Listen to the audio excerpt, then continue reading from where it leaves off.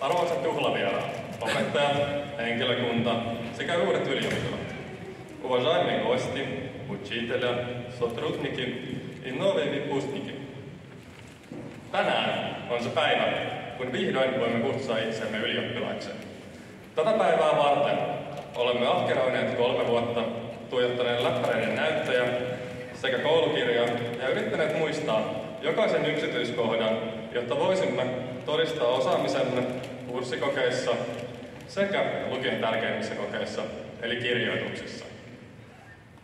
Jokainen meistä onnistui näyttämään sensoreille, mutta myös itselleen osaamisensa, ja siitä meillä jokaisella on todistajanne päässä oleva valkoinen lakki.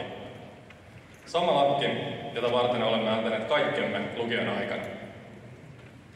Emme onnistuneet tässä kuitenkaan yksin. Haluan kiittää kaikkien ylioppilaiden puolesta teitä opettajia ja muuta koulun henkilökuntaa. Olette auttaneet meitä lukuisissa asioissa näiden lukiovuosien varrella. Matikan opettajat ovat auttaneet mahdottoman näköisissä yhtälöissä ja Päivi auttanut ymmärtämään, mitä maailmalla tapahtuu. Biologian opettaja Anttia haluan kiittää mahtavasta sieniopetuksesta. Jokainen opettaja on kuitenkin auttanut meitä. Ja teidän mahtavan opetuksen ansiosta valmistuimme ylioppilaiksi. SVK-lukio on opiskelijamäärältään pieni, minkä ansiosta oli mahdollista tutustua opettajiin syvällisemmin, ja he pystyivät keskittymään jokaisen meistä oppilaisiin enemmän. Apua sai aina, eikä tarvinnut pärjätä pelkästään perheen ja ystävien tuella.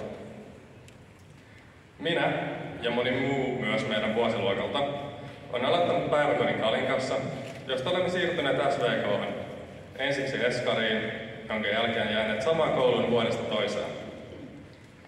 Omalta osaltani ammattitaitoiset ja tutut opettajat sekä tiivis yhteishenki peruskoulussa olivat syy, miksi jäin tänne. Samanlainen yhteishenki on syntynyt myös niiden kanssa, ketkä tulivat tänne vasta lukiossa.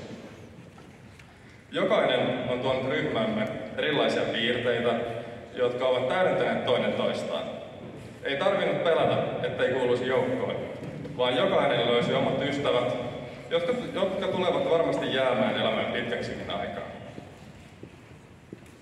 Lukion kaksikielisyyden vuoksi olemme päässeet tutustumaan syvemmin Venäjän kulttuuriin. Tunneilla järjestetyt teekeksit Präänikkeen kanssa olivat joillekin ensikosketus Venäjän kulttuurista. Koska Venäjää opiskeltiin jokaisessa jaksossa, se oli joskus raskasta, mutta opiskelun ansiosta osaamme kieltä, jota moni ei osaa. Jotkut lähtevät opiskelemaan venäjää pidemmälle, ja toisille kielitaidon merkitys selviää vasta myöhemmin. Koulussamme on ollut tapana lähteä ulkomaanmatkoille tutustumaan eri kulttuureihin. Meidän vuosiluokka matkusti Tukholmaan ja Prahaan. Ukrainan sodan vuoksi Venäjän matka korvattiin Prahan matkalla, jossa pääsimme kuitenkin tutustumaan venäläiseen kouluun ja heidän tapoihinsa. Opintomatkat olivat monelle varmasti unohtumattomia, niin oppilaille kuin opettajille. 3 vuoteen mahtuu myös paljon positiivista. Olemme ensimmäinen ikäluokka, joka sai mahdollisuuden opiskella lukiossa ilmaiseksi. Ja aloitimme uudessa koulurakennuksessa, joka ei ollut vain kuutio asettuna hiekkakentällä. Avoimista tiloista syntyi aluksi ristiriitaisia tunteita. Kaikissa tiloissa ei ollut seiniä, joihinkin luokkiin piti kulkea toisen luokan kautta. Nämä vaikeuttivat opiskelua. Kuitenkin me yhdessä kestettiin hetkittäiset häiriötekijät ja päästiin ongelmista yli. Samalla tavalla olemme voittaneet tämän 3-vuotisen lukiouramme aikana monet muutkin haasteet. Uskon, että tulevaisuudessa jokainen meistä tulee päivittämään elämän eteen tuomat haasteet. Niitä tuskin kukaan pystyy välttämään. Jokaisella ei ehkä ole vielä varmuutta, mihin päätyy tulevaisuudessa, mutta olemme oppineet tunneilta ja toisiltamme uusia taitoja, jotka auttavat meitä eri elämänvaiheissa. Voimme olla ylpeitä siitä, että nyt kun astumme viimeisen kerran koulun ovesta ulos, emme ole enää samoja nuoria teinejä, vaan ehkä hieman viisaampia ja maltillisempia. Luotan teihin jokaiseen ja siihen, että pystyt tässä muuttuvassa maailmassa löytämään itsellenne sopivan polun ja elämän. Oma tie ei välttämättä löydy heti lähivuosina, vaan se voi yllättää.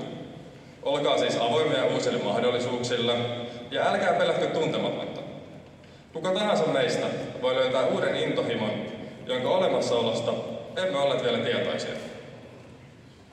Rakkaat ylioppilaat, tämä päivä on suuri askel meidän elämässä, joten otetaan tästä päivästä kaikki irti.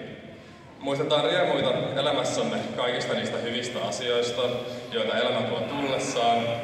Ei murehdita tänään tulevaisuutta, vaan keskitytään julistamaan meitä itseään. Jokainen meistä on ansainnut tämän päivän.